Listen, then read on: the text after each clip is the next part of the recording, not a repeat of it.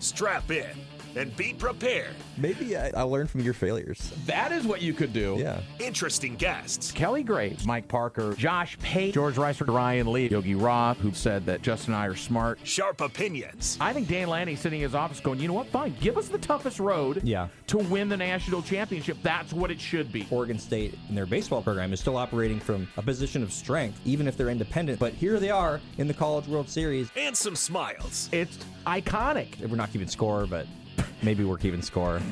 The fastest 60 minutes in sports is on the air. It's Danny Havel. When I wake up every morning, I say to myself, what can I do to make Baby J's life better today? Justin Grossweiner. Have I ever told you, Danny, that growing up, I really loved ducks? Danny and Justin starts now on Fox Sports Eugene and Newport. Hello, neighbors, and welcome high atop the Delta Triad, the Crystal Palace of the Bigfoot Beverages Studios in Eugene and Newport. This is the fastest 60 minutes in sports talk. We are the Danny and Justin radio program. I say we because it's not just me. Right over there is Justin Grossweiner. We'll bring him on in just a second. I got to do the rest of this stuff first. Welcome all those fans listening on the coast where it's a pleasant mid-60s as we're still pushing the 90s here in the Willamette Valley on 92.7 FM on the coast, 102.9, 1050 AM here in the Willamette Valley. Thanks for tuning in to Fox Sports. And if you miss us live, you can pod us wherever you pod. Spotify, Odyssey, iHeart, YouTube, Yoo-Hoo. I just made that one up. You know what I should do? I should probably throw a few ones that are absolutely not real and see if anybody picks up on it. Now, well, that's for another day.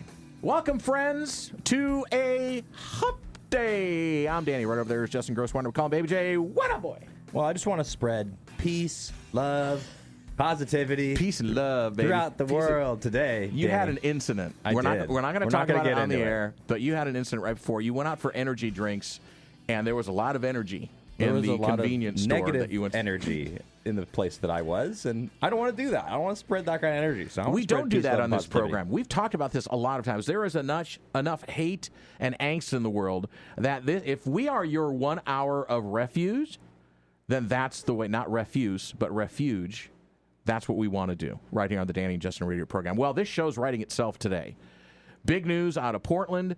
The Blazers have an owner. It's still got to be approved. And the NBA takes their time, by the way, on approving new ownership. The Boston Celtics announced their sale back in March, and that still hasn't been approved.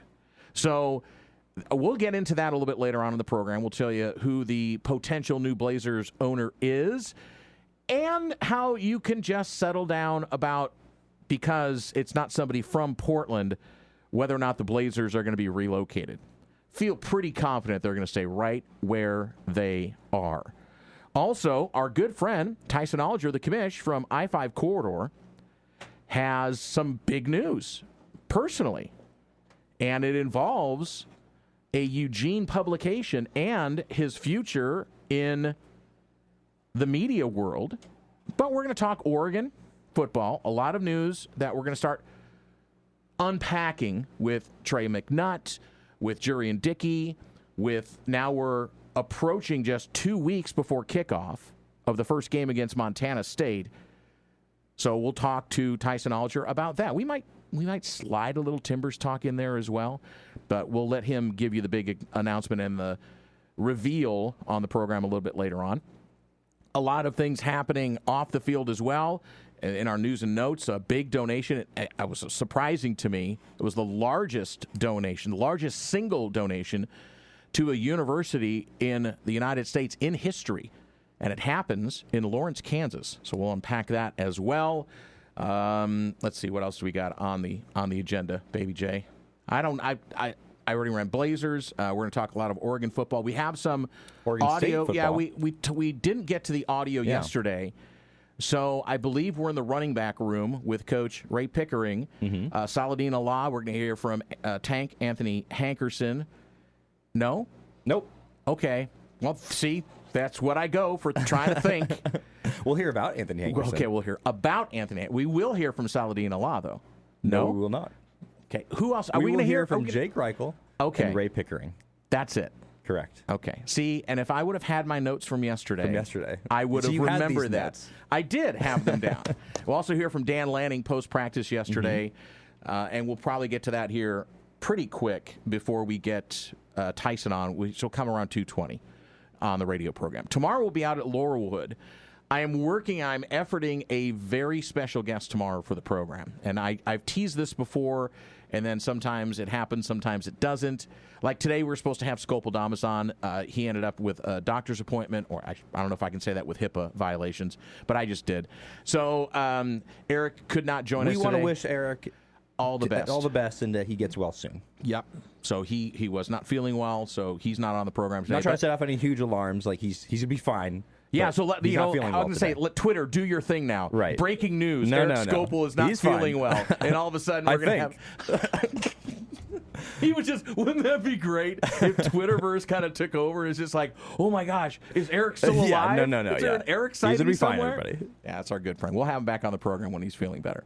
I had a nice night last night at PK Park, although it was hot as you-know-what, hot as Hades. Man, it was hot outside. And we had a big steak fry. I'm a part of the Oregon Club on the executive board. A nice big paper check, nice big fat cardboard check that we handed the coaching staff out there. Had a lot of great conversations with former past presidents of the Oregon Club and fans, and it was really fun last night. And so I, again, want to say thanks to the Smokin' Gingers who put on a great spread for us. They always do a great job for us. So if you want to go see their food truck, here's a free plug for them out there in Junction City or wherever you see Smokin' Gingers. They do a fantastic job on the food. So they did a great job. Everyone had a really nice time, and the new era of the Oregon Club has started. We've got a lot of big things coming up. You'll hear about them right here on the program, including watch parties at Laurelwood. So I'm circling all the way back to Laurelwood. But tomorrow, we're hoping to have not a first-time guest, a long-time good friend of the program. I think he's going to join us tomorrow to talk about his sport. How about that for a tease? I like him very much as a coach. I would be happy to have him on. And you haven't met him in person. I have not. So I would now love to you're meet him in teasing person. this a little bit more, and this is not like a game of Where in the World or Where's Waldo. We're not going to get you to guess who it is. There's only so many guesses, you know. And something we're not guessing about. Do we have? Can we do something with this? We're going to try it. Don't know if it's going to work. I don't have the ability to do it. Oh, that's the okay. problem. All right, it's the problem. Well, we don't need the music anyway. Let's wait to the third segment. How about that? Oh, okay. There's a special birthday. We can do it in the third there. segment. Okay, third segment. You're going to make them listen all the way through the program. I will. That's great. Or you can listen to it on the pod. We have a special birthday to celebrate as well. So, how else is everything going there, buddy boy? How are you doing in your cracker board apartment with the heat? Oh, not very well. Yeah, no, not very well. Not a lot of garments are being worn in my room right now. But you know, whoa! Didn't know it was gonna go there. I don't have AC, man. What am I supposed to do?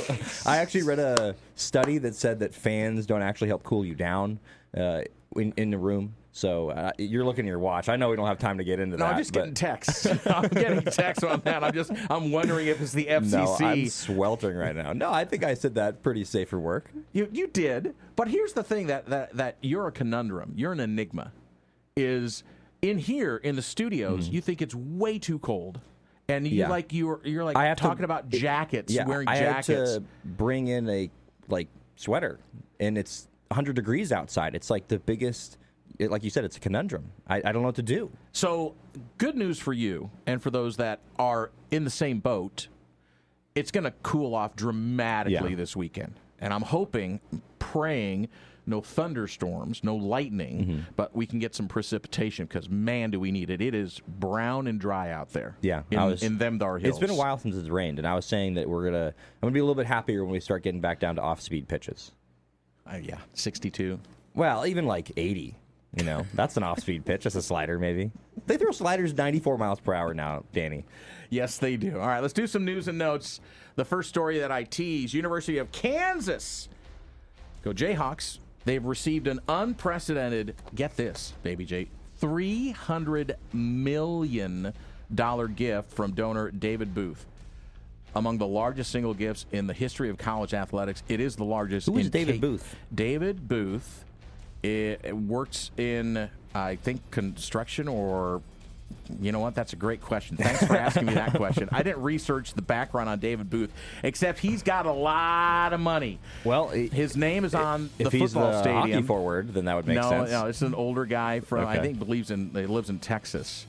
So his name again is on Kansas Memorial Stadium. $75 million of it is going towards the second phase of the ongoing transformation of Memorial Stadium, and school officials have not revealed the timetable for that phase. They're renovating the east side of the stadium after the 2025 football season, which will conclude this year, obviously. The remainder of that gift, which is about $225 million, is going to an annual revenue stream for Kansas athletics. Wow. Shohei Ohtani on a 4-game home run streak, but even the best in the game can't get away from being a little bit unlucky sometimes yesterday. Danny, he hit into a triple play. It was when it was tied 5-5 with runners on first and second, nobody out, score tied in the sixth inning. And Zach Neto basically caught it behind second base, immediately stepped on the bag to get the runner out at second, and then threw it over to first to the runner who, it seems like he got confused in what was going on. He got tripled off. So it's always fun. It's the third triple play of the season, which is kind of funny because I hadn't heard of a single one before this. Of course, if Shohei Ohtani hits into one, they're going to certainly make some waves about it. But Shohei, he's playing really well. The Dodgers not playing so well right now, Danny, but hitting into that triple play was not something that they had on their bucket list. And apparently the Padres have caught them. Yes, they have. Yep. But not the time to look at the standings, according to Freddie Freeman.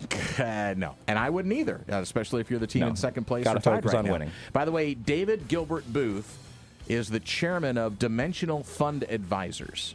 So he's a businessman, investor, philanthropist. Went to KU, by the way, in Lawrence, Kansas. Well, of course he did. And also the University of Chicago, where he got his master's of business administration. Well, where's their $300 million? They got some money. They got some money from him. They got some money from him as well. He got gave him $10 million for the Charles M. Harper Center building. That's about the university. Same. Yeah, he got 10 to 300. Yeah, there you go. Clarendon Hills, the Little League World Series starts today. Clarendon Hills. I'm just going to give you some dark horses and some favorites, some great stories. It is... No, Clarendon Hills is in Michigan. Oh, okay. They won the Great Lakes Regional this year, their first ever Little League World Series appearance. No Illinois team, by the way, has shockingly ever won the tournament, but the Glenmore Eagles are on fire. Glenmore has won 14 straight. They have the shortest trip to Williamsport. They only have to go 160 miles. That's the shortest? That's the shortest trip. I don't know if there's a lot of 12-year-olds that get a lot of road fatigue. I mean, you get them on a bus, I think they're all bouncing all over the place. I don't know. That's tough. I used to get car sick all the time. 130 miles is not a joke. It's like going from here to Portland. Yeah, but that's more. That's sometimes nothing. You could get a little bit excited by that. By the way, South Dakota has never won the Little League World Series. Sioux Falls is getting I'm surprised they have a team there. Sioux Falls, second straight shot at it. They've made it back-to-back years, so it is very rare to go back-to-back. So there are some of the stories as you're watching the Little League World Series. Clarendon Hills, Glenmore, and Sioux Falls. So you remember the Lamar Jackson and Troy Aikman trademark dispute? Yes, the dust-up.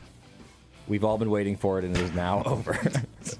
After more than a year, after more than a year, he's withdrawn. Lamar Jackson has his challenge to Pro Football Hall of Fame quarterback Troy Aikman over the use of number 8 in their filing in 2024, according to the U.S. Patent and Trademark Office. Lamar was using this word, the number 8 and the word 8 on a variety of items, including apparel, beer, beach towels, bar bags, and energy drinks. But he's not the first person to be a very good player and wear the number 8, Danny, including, of course, Jackson, Aikman, Steve Young, Cal Ripken Jr., Kobe Bryant. So I don't know exactly what his sort of... why it's his number, I guess is what I'm trying to say. So that's why he is withdrawing his challenge. Because when you think of Lamar Jackson, would you actually be able to tell me what his number was? No. That's what I'm saying. We know Kobe. We know Cal Ripken. Right. We know some of these guys. Right. I didn't know. Did you know? No, I would. I mean, I probably could have told you. The team, yes. Right. I probably could have gotten there, but it would have taken me a second. It's not like he's so. It's not like 23 with LeBron or with Michael Jordan. Right. You know, there's certain numbers, 24 with Kobe, like that he's stand not out. like that. Yep. Yeah. Marlon Humphrey's request to Michael Phelps was answered yesterday. The Olympic swimming legend visited, speaking of the Ravens, the Baltimore Ravens training camp to help players learn how to swim. Really? Yes. That's very cool. He's a Baltimore legend, by the way. He certainly is. 2 weeks ago, Humphrey posted a video on social media featuring several teammates asking Phelps for lessons since a number of players did not know how to swim. Who better to learn from? So Phelps responded, and he was in Owings Mills, Maryland, to make it happen this week. After taking a tour of the Ravens' new aquatic center, they got a new aquatic center, checked out practice with his 7-year-old son. Phelps got to watch some players take part in a diving contest, a swimming race. And then it was time to get down to business, and he was teaching them how to swim. That's very cool. I think that's awesome. That's awesome. Well, former Washington quarterback and current Atlanta Falcons quarterback Michael Penix, he was involved in a practice fight yesterday, Danny, or maybe that was this morning. Yeah, it was today, actually. Yes, it was. So it was after a long pass to Ray McLeod III. Penix and the Titans defenders basically started talking trash together, and it boiled over. And I think that this is kind of to our conversation about preseason and what we're going to do with the games, scrimmages against joint each practices. other. Does this dissuade you at all from your thinking about? Because how many times do we hear about a fight like this in a game? It almost never happens, but it seems like these practices have fights basically all the time. And maybe if you're a coach, do you like that? Do you want to see some conflict like that in your camps? I'm not sure, but you certainly don't want to get your quarterback hurt, and that's the situation I think the Falcons felt like they were in today. You know, their quarterback's coach said, hey, I panicked for a second as this was happening. So does this change your mind at all? It doesn't yet. I would like to hear the context or see the context, because they made a big play and the other team didn't like it. Okay. So I will then put it in this box. There are players that are fighting for jobs right now. The first cuts are just around the corner.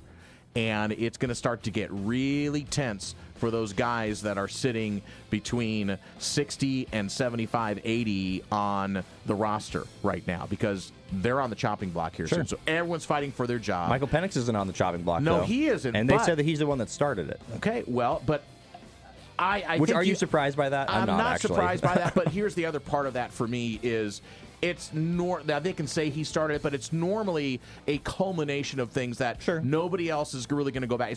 To me, it's like a flag in football. It's normally the second guy that's getting the flag. It's not the first guy. So, again, I'll just calm down on that part of it. But we have video replay, though. Well, that's fine. We can always see who actually But you was. don't know what happened 3 plays before that. He got shoved in the back, and they finally burned the linebacker, and he's going to go get up in his face about it. 100%. So, yeah, that's competitive football. So nobody got hurt, though. No. Okay. No, it was a whole bunch of nothing, as they say. Yeah. Right. It was a nothing burger? Correct. That's what they say? All right.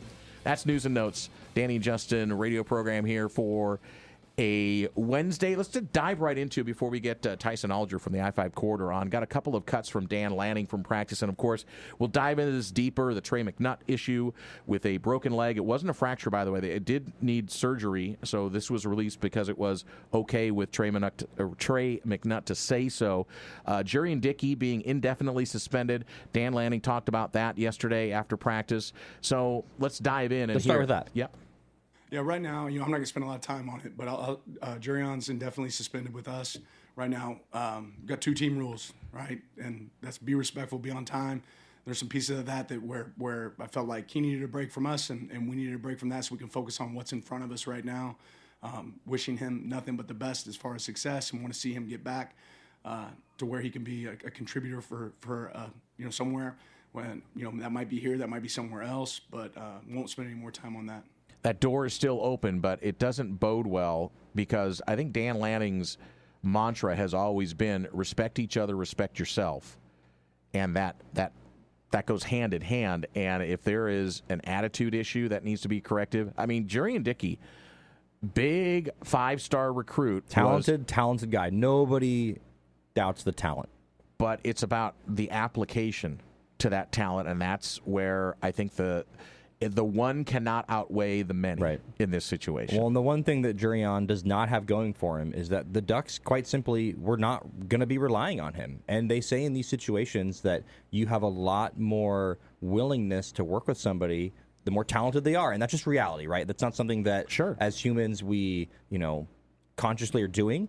But maybe we kind of are, honestly. So in this situation with Jurion, I hope that he can figure things out. It sounds like there is an open door to maybe coming back to the team, but we'll see what happens. I think it's going to be on him, it sounds like. He's in a big timeout right now, and maybe that's the opportunity to reflect, lean into some people that you trust. But doesn't it seem like it could be one of those situations where just moving on and just for both parties, it could be kind of get fresh start and they change the scenery. Like there's guys like this all the time that they sort of, it doesn't work out in one situation, and sometimes it's no fault of anybody in particular, and you move on and you kind of see what happens next. So I could see that happening in this situation pretty easily, to be honest with you. Well, but the other piece of that is always going to be is that the person who might or who can affect the biggest change is the one that goes with you, meaning it's still you. No matter it's here, no matter if it's in Alabama, no matter if it's in Florida, wherever it is, and I'm not saying those schools, so settle down. I'm talking about states, all right?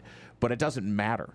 You still have the man in the mirror to deal with. So that's again, and we're aligned. It's hope the young man figures it out, and you're given God blessed gifts and use them to the best of your ability. Well, and I hope he does too. And I think the one thing he does have going for him as well, and I know we don't want to spend too much time on this, like Dane Lanning, but he is going to always kind of have that, hey, he was a 5-star moniker, and that follows you throughout the entire college career. You see guys get 3rd, 4th chances based on that. So I have no doubt that at some point he will be playing college football in a prominent role somewhere. All right, anything more from Dan? What you want to do about the McNutt injury? Yeah, so it was reportedly first a bad break, and then it was a fracture, and this is where you don't get spun into the whole Twitterverse, and apparently it was a broken bone for the defensive back. Yeah, you never want to see a player get injured. Trey broke his leg, had surgery. He's going to be able to recover from that. It's something we think he'll be able to come back from this season. Sooner than later, but I don't want to put a timeline on that, right? But Trey's handling that unbelievably, kind of a freak deal.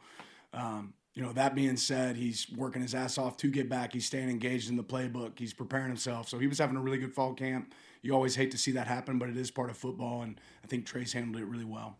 James?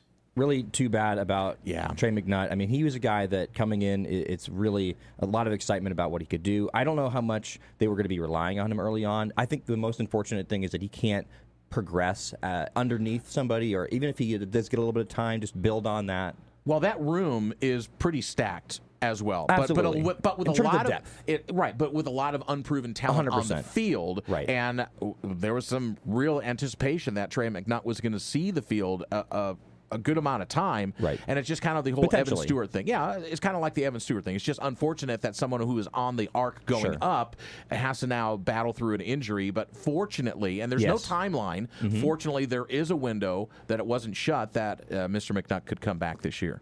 Speaking of on the field, I think Dane Lanning had an interesting answer to a question about what you need to do as a coach to put your players in the best position to succeed, because there are many times as a coach where you can call one thing, but a player on the field has a better view. They can see things better. So here's Dan Lanning talking about how, as a coach, you put players in the best position to succeed with seeing things on the field in real time.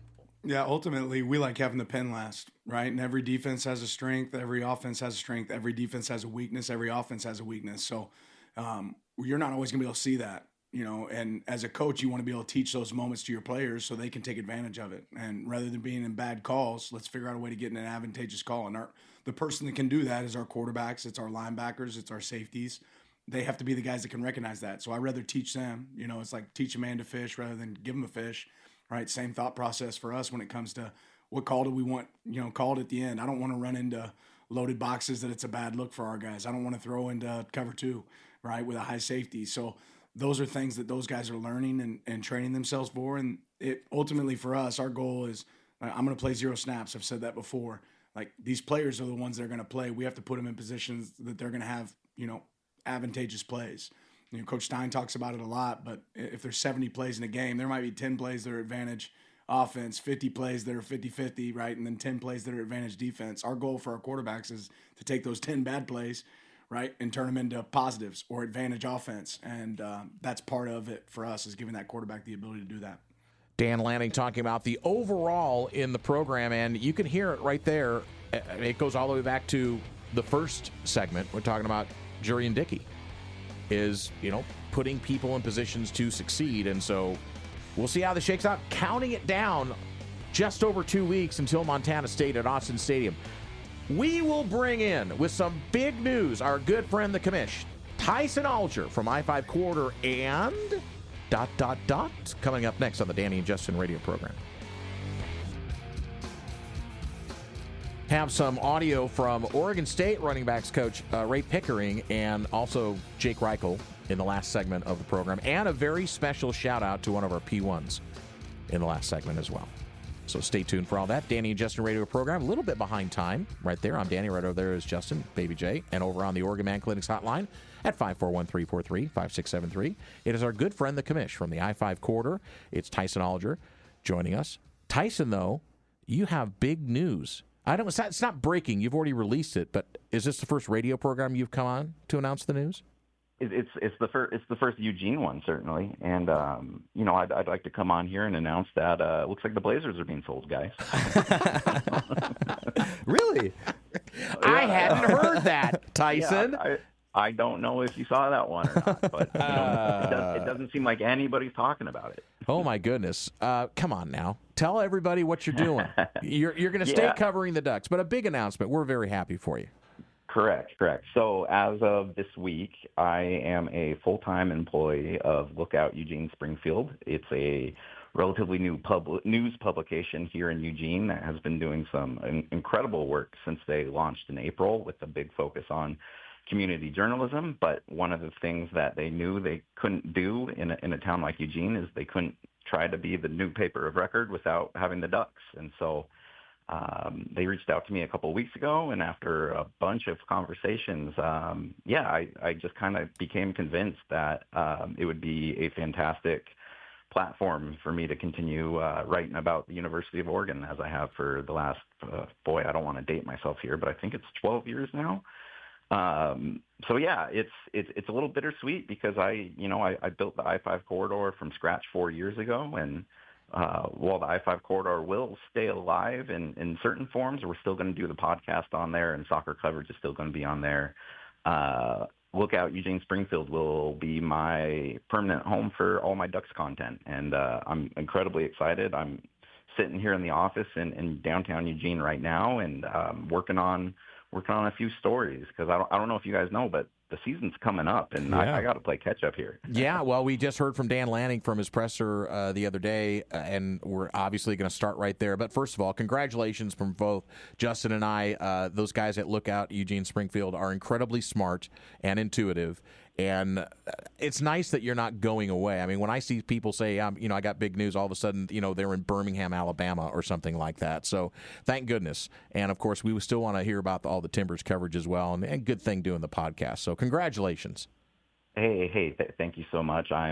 It's kind of a tough industry here in sports writing in 2025, and sometimes you feel like you're the whack-a-mole. But I think I've been doing a pretty good job of not getting hit by the hammer, and I think we're going to continue that here. Yeah, you can follow him on Twitter at Tyson Alger. That's SONALGER. He joins Danny and Justin here. I'm Danny, that's Justin, and that's Tyson. Newly signed on to the Lookout Eugene-Springfield publication. So, Tyson, let's start with the Ducks. Dan Lanning had to go through the last couple of days a injury to an up-and-coming defensive back in Trey McNutt breaking a bone in his leg, and then also announced the indefinite suspension of Dickey, the five-star wide receiver. So, I mean, these things happen in big-time athletics. They happen more often than we'd like to say, injury and discipline. So, but talk about how you think Dan Lanning and his staff navigate this, because I'm always impressed, it seems, by the way it's just seeming to be a very measured and almost paternal type guidance through these rough waters. Yeah, so it's never a good week when you lose 10 stars between two guys as you're running up to the season. We'll start with Trey McNutt, obviously a 5-star safety coming in, one of the Ducks' top-ranked recruits, and a guy that I really do think had the opportunity to compete for playing time right away. And broken bones happen. We are in a kind of the time of the year where, because there's no access to practice and we can't really tell a whole lot of stories about guys who we think we looked good, the negative stories kind of hang, and they hang for a while too. So with McNutt and with McNutt's injury, and then just kind of like the through line of there are so many new faces in that secondary as well too, that I don't know if I was expecting McNutt to be like a star this year, but I thought he could certainly contribute, and that's just depth is very important at this level, especially with the potential of playing 16 games in a season. So that's never great to see, but also maybe not as bad as was initially reported, at least, because it didn't seem like Dan wanted to rule him out for the season, but at the very least, we probably won't be seeing him for quite a while. The Dickey one is fascinating because he's probably one of the most hyped receivers that have ever come to Oregon. He's a 5-star. He just has a body profile that Oregon hasn't had a ton of at that position. And, for the last couple of years, it's just kind of been the waiting process. I don't think he assimilated to the team as quickly as some of the other talented guys. His first couple of years, his weight was kind of up and down. Obviously, it sounds like his dedication has been up and down. And so it wasn't necessarily the most surprising headline to see when the team announced that he was suspended indefinitely. But, I do like that it's not necessarily a completing cutting ties with a guy. It's hey, we've given you a roadmap. You need to follow these guidelines. And if you can there can be redemption in this. And I think that's probably the right line to play from Dan, not only from you don't want to just cut a kid loose and say that he's helpless and, not try to nurture and develop him, but also, if they still can somehow get him back into a place where he is going in the same direction, like that talent is still obviously there. Mm-hmm. It's interesting with Oregon's current wide receiver situation, just because they already lost Evan Stewart and they had all the departures from last year's team. So it's just another name that people kind of know that's not going to be catching passes for them this year. But I do think there is enough talent and depth in that wide receiver room that somebody's gonna stand out. Somebody's gonna catch those balls. But I will say it is fascinating to watch them go about this in an era where Oregon has a handful of 5-stars. They have a whole roster of 4-stars. They have a lot of talent. So this isn't, maybe 10 years ago where Oregon had one 5-star on their roster and it would probably be harder to make a decision like this. I think in the era Oregon's in, with the roster they've built and the talent depth that they have here, they are able to kind of enforce rules and not be so kind of like held by the status of a player when you need to go about issuing discipline.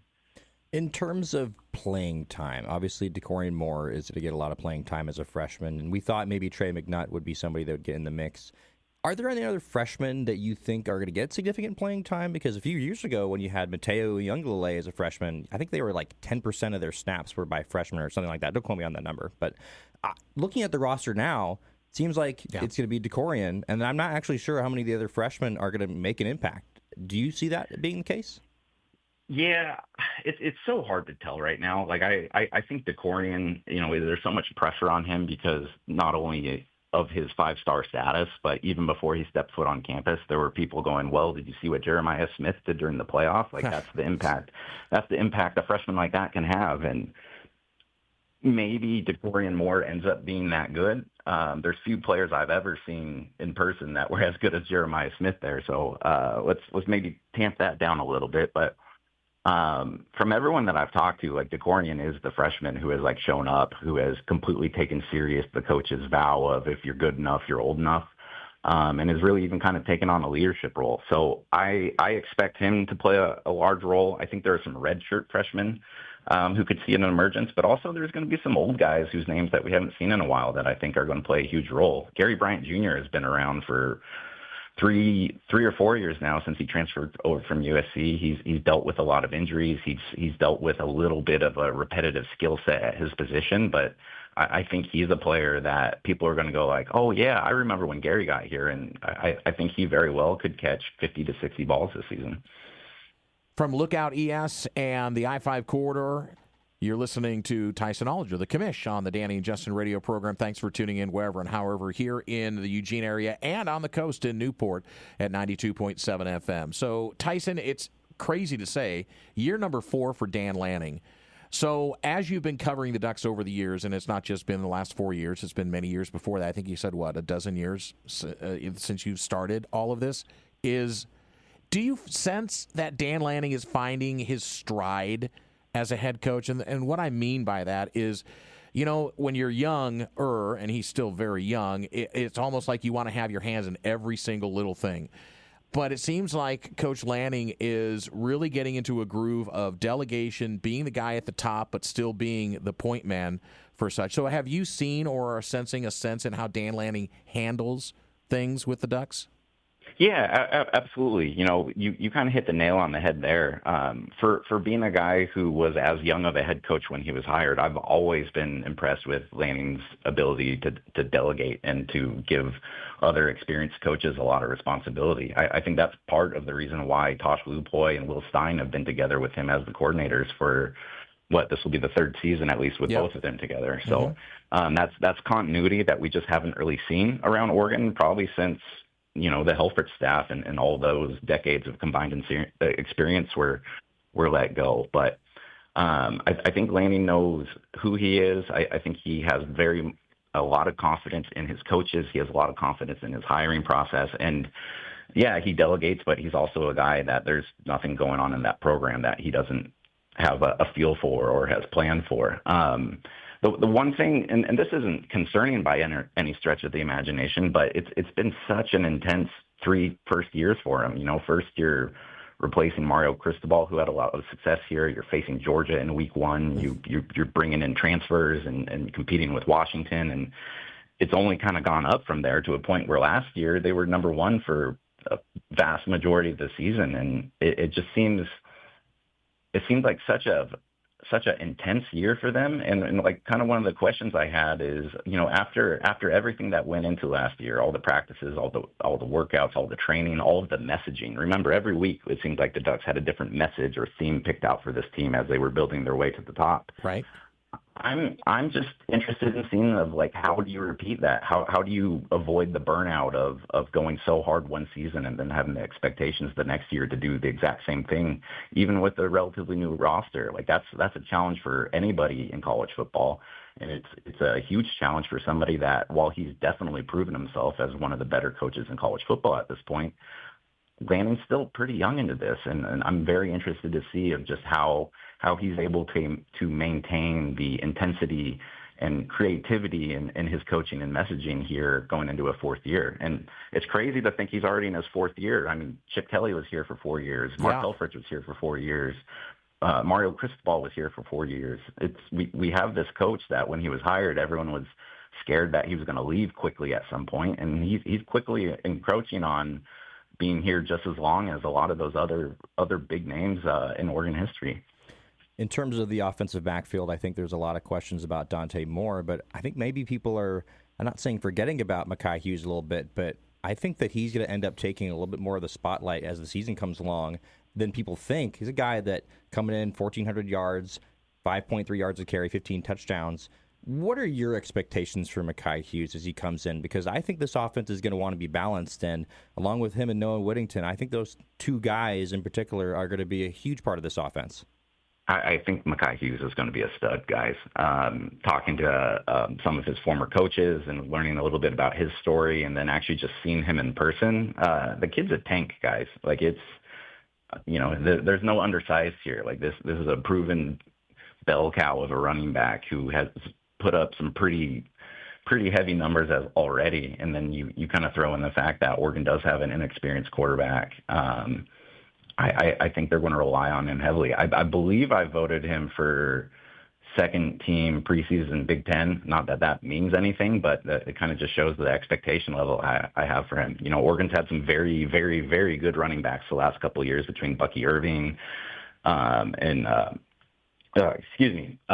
then oh my God, I'm Jordan blanking on James. Jordan James. Jordan James. Yeah, Jordan James was pretty good. Both those guys are going to be playing on Sundays this year. But Mackay has the same profile. And then if you're wondering like what's behind him, I mean, go back and watch a couple of those trucks that Noah Whittington had last year, and think about that being like the change-up running back for the Ducks. So yeah, it's another position with a little bit of unprovenness within the realm of Oregon, but Mackay Hughes and Noah Whittington are going to rush for a lot of yards, and they're going to score a lot of touchdowns this season. And we're not even talking about Jay Harris or some of the other guys that showed some flashes even in the spring game or in reserve role, and Riggs as well. I mean, there's so much talent in that backfield. There's only one football. It's going to be interesting to see how the mix comes in, and I think that's one thing on the offensive side that Will Stein, it's like, I got all these spices, and now I'm going to make an incredible jambalaya and just go forward, and it's going to blow your mind. And that's one thing, and we're not going to be able to have Will Stein around here very much longer. I just say he's got a head coach track written all over him, so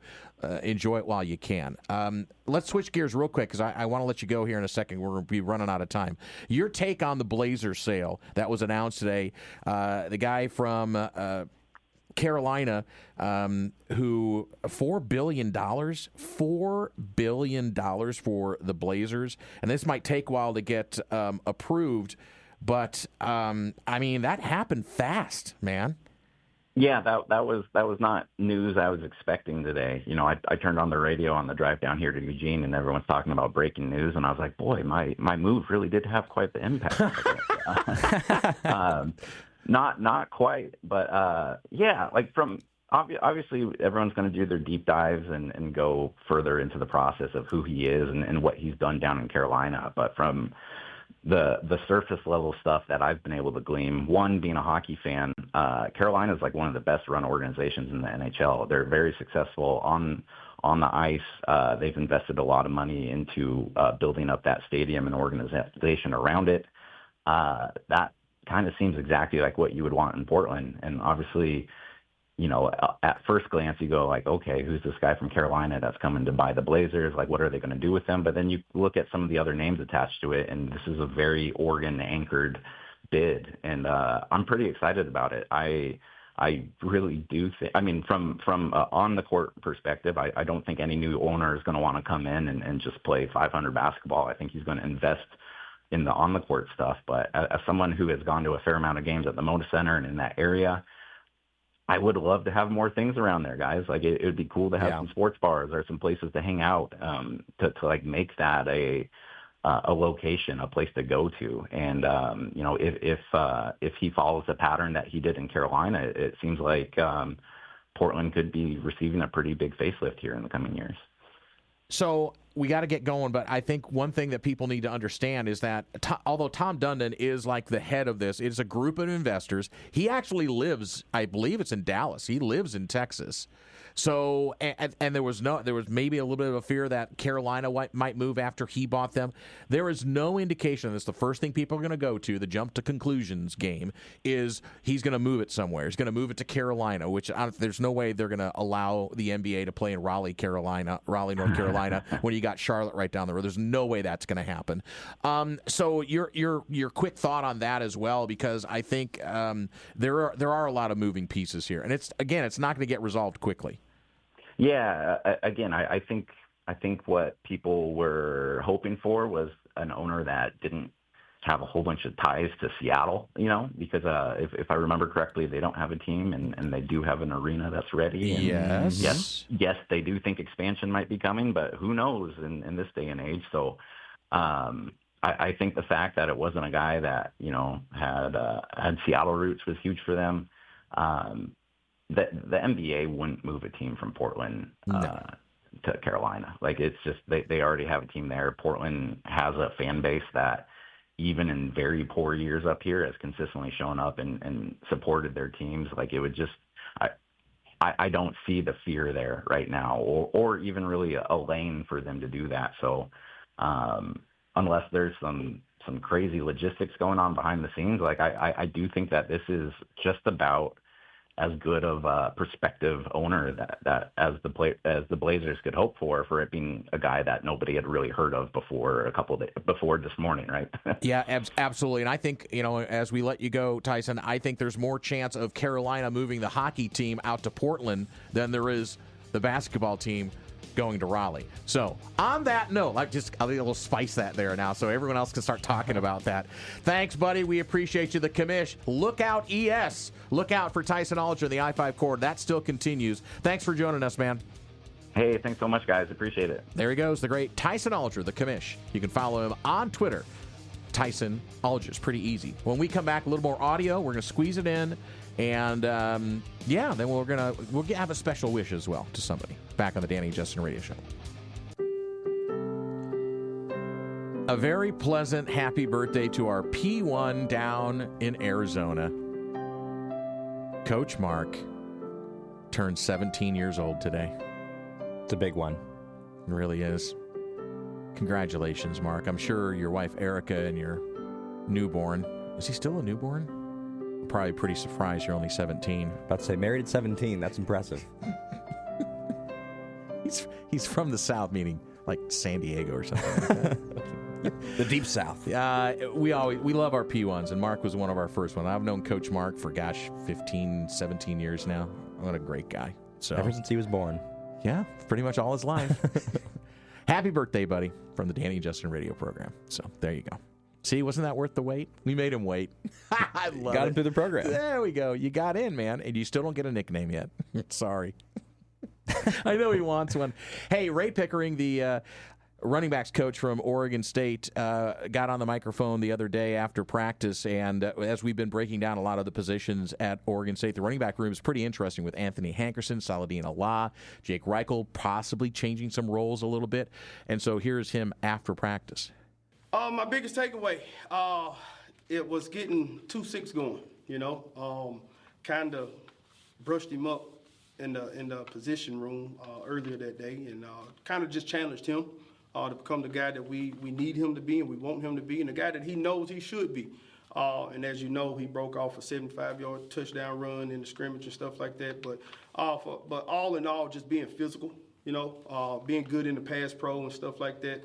When we talk about the sound bites, just going through the mechanics of becoming what the team needs us to be.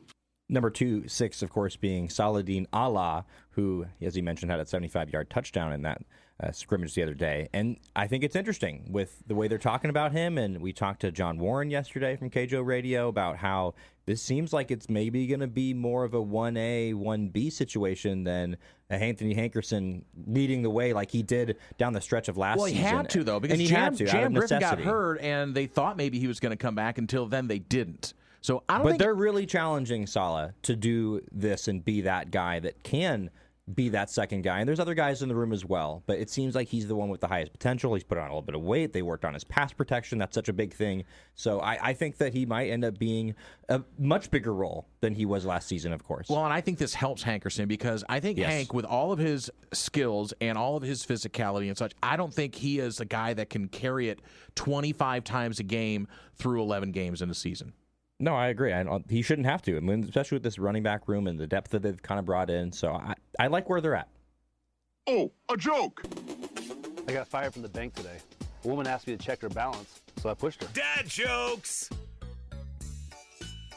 Hear about the monkeys who shared an Amazon account? No. They were prime mates. Uh-huh.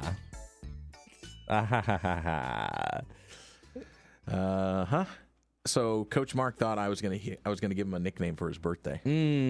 Sorry, Coach Mark. We've got to alter. So close. We've got to alter the rules for giving just listeners nicknames. Like I said, we have to set a bar at least somewhere. Listen, well, he's the first person we've given a happy birthday song to. Yeah. That's right. That should be enough. It's pretty good for right now. And by the way, if you listen to this program for almost a year that we've been on the air, we don't have a lot of rules here.